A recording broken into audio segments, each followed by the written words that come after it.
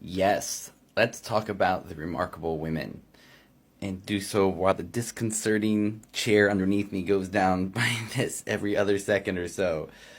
So, yeah, I've spent my life trying to find the smart older women, especially, and learn from them. And it's been really fruitful. I've had a lot of male mentors, but they tend to be more self centered. Like they give you wisdom, but also they want to talk about themselves the whole time. And of course, it's not always that gendered, but that is a trend. And the two things I want to say are actually on the opposite sides of the coin, and they both come from my godparents, who are priests in the religion of Ifa, which is the religion of West Africa that spread across the world in various guises.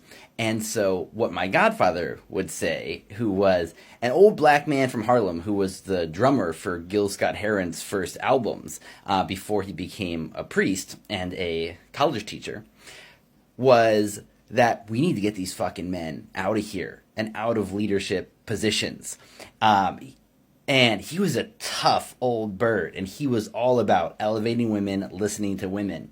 And the way it works in Ifa is, in general, the men are in charge, but the Council of Women are the ones who put the crown on their head or something that allows them to act. And so if the men decide they want to go do something like a war, they can't do it until the women put something on them and say, okay, you can go do that action. So it's a veto power by the women and a really interesting type of governance that I like. I always like the idea of a council of grandmothers having veto power over what happens in the United States.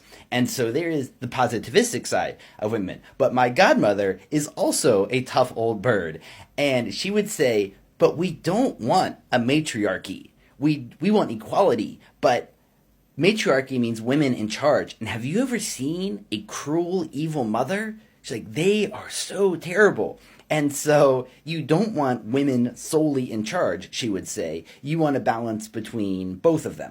And lastly, yes, I know I'm using gendered language here, but I also very much believe in the power of third genders and people outside that gender norm to be incredible people to listen to, and how often in different societies they are the people who are seen as having a connection to the spiritual side. And I think we see that even in the modern times. The difficulties of being queer alone, I think, help you access things. And I wish it wasn't so hard, but it is, and it takes such bravery to be queer in this society. And it takes such strength to be a woman in this society. And that's all unfortunate, but it also leads to this kind of strength that I think we need in leadership.